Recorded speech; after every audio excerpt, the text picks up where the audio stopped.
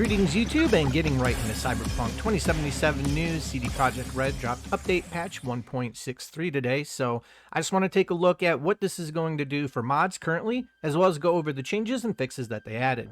It's really nice seeing these fixes still coming out and not risking that big final fix right before the launch of Phantom Liberty, and rumor has it that we will be getting yet another patch before Phantom Liberty comes out. I hope this is a sign that Phantom Liberty will be launching in the best state it can, and this time we can get something that we would expect from CD Projekt Red, so keep those fixes coming. So with this patch, however, we are going to run into issues if you're playing a modded Cyberpunk, and in all reality, you should be playing a modded Cyberpunk. I obviously really love mods, and mod updates after game updates, always a huge disaster for so many people, but this shouldn't be all that bad. As of now, on the eve of this patch release, many of the dependency mods are already updated and good to go. So first, let's look at the more needed, these dependency mods, as these will be what's needed if other mods are broken after the patch. And first, starting off, one of the most important ones, Cyber Engine Tweaks, was updated and ready to go as of 9:37 a.m. this morning. Awesome work and well done by Yamashi, the mod creator. This mod is fundamental for so many other mods, as well as some dependency mods to work. And Yamashi, again, the mod creator, was on it and ready to go first thing this morning. And because of this, this allows the other mods, if they are broken, to be able to update because there's nothing they can do if they need Cyber Engine Tweaks. So props to him, her, fantastic job, well done. And on to the next one that relatively needed quite often is Red 4 EXT. Red 4 EXT actually started running into some issues around the 11th of June. And I believe that this was because there was a hotfix or a change snuck into the way that the Red mod launcher launched at the beginning of the game, and it was causing a crash at the beginning.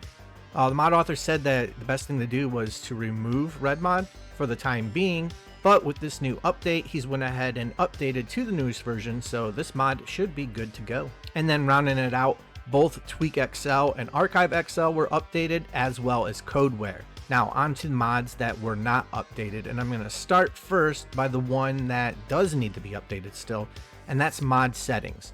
Mod settings for me is a mod that I avoid. This is the one that adds the mod settings into the menu off to the side there.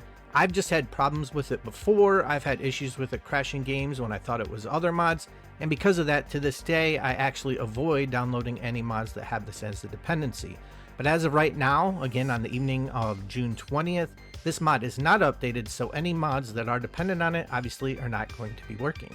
And then for mods, core mods that have not been updated, but it doesn't look like they need an update, and there's two of those. The first being Native Settings UI.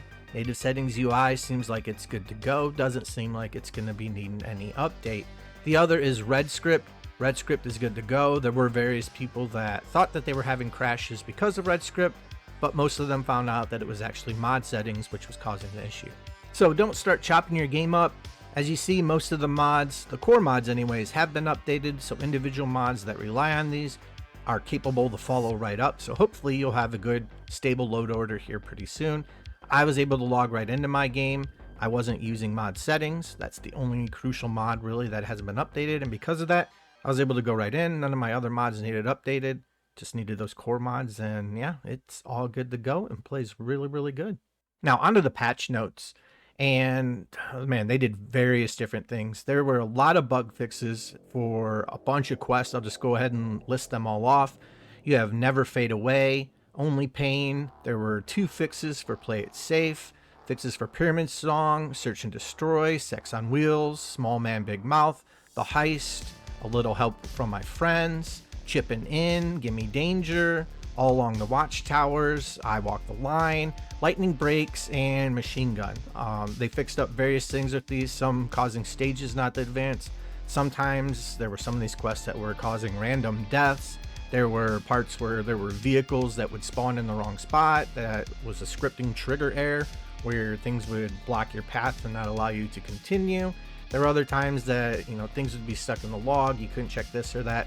These were all things, a lot of them that have been in there since the very beginning, and they're things that we kind of gotten used to, which would cause us to maybe you go back to a prior load. But anyways, these have been addressed, and hopefully those are good to go. And on to more open world thing, there were several fixes for gigs, and one of the most annoying being when gigs would infinitely be stuck in that undiscovered phase. and no matter how much you ran around the area, nothing fired up, nothing started. I always thought that these were just errors, and there wasn't really anything there, but they were errors, but not because there wasn't anything there. It's simply because the scripting wasn't triggering and it just wasn't started. So hopefully those are all taken care of now. Incorrect subtitles for the NPCs in Rancho Coronado seems to have been fixed. The weird reflection in the mirror at the dojo during Bloodsport where V's standing backwards has been taken care of. During the gig last login, you can't no longer pick up the item before you even start the quest. During going away party, you can now get into the car. Before there was something that previously sometimes would stop it, so you couldn't get into the car with the guy. Guinea pigs, the robots will now actually engage in combat on a tainted leash. We have a fix to where the gig would be stuck in your log even after completing it. And then the same thing with serial suicide. The quest would get stuck in your log after completing, and it would re-trigger and begin again, and it would tell you to go steal the CCTV footage. And there's 2 fixes with reported crimes. In Blood in the Air, the quest would get stuck on Search the Crate no matter how many times you searched it. And Comrade Red, they fixed the issue where you were unable to search the stash. So hopefully those are all taken care of. And yeah, a lot of those have been in the game for a long time, so it's nice to see those finally get fixed. And then quickly going over the rest here with the UI. One thing that I didn't even know was a bug, I just thought it was part of, V cyberware, was whenever you would transfer or receive data or money, it would always show that there's an enemy hack in progress. Well, that's been taken care of and been taken out of the game. And the other issue where sometimes devices and items and things just wouldn't work after you left the world map, that's been taken care of. That was super annoying because that would always force you to go back and load a save or just drop back out the desktop and go right back into the game so that things would start working again. And with visuals, looks like they took care of 2 things here. One was those weird flashing colors that would be around objects when DLSS was enabled, as well as the color artifacts that were on people and on items when you were using the path tracing. And specifically for PC users, they did fix the photo mode issue where you would take screenshots and they would show up as empty files. They fixed the crashing issue when you were logging in using the Razer Chroma. And they also improved the DLSS frame rate generation for those who use AMD CPUs. For consoles, Xbox players lost some of their manual saves. The intended amount has always been 20 manual saves and 10 point of no return saves. This was fixed for both the Series X and S players, so players are going to have to delete those extra files and get that back down to 20. They also fixed an issue for Xbox players where the game's performance would kind of deteriorate the longer you played it, and I kind of always felt like I know people that play on the Xbox, and it seemed kind of like Skyrim. Like the longer you play it, the more scripting builds up, the more the game lags, and eventually you just gotta back out and restart if you play for long periods of time. But whatever issue was causing that, it seems like they went back and fixed that. And for miscellaneous things, the stickers for photo mode are going to be working as intended on the screenshots. I don't really mess around with photo mode too much. I do a little bit for some videos, but not really.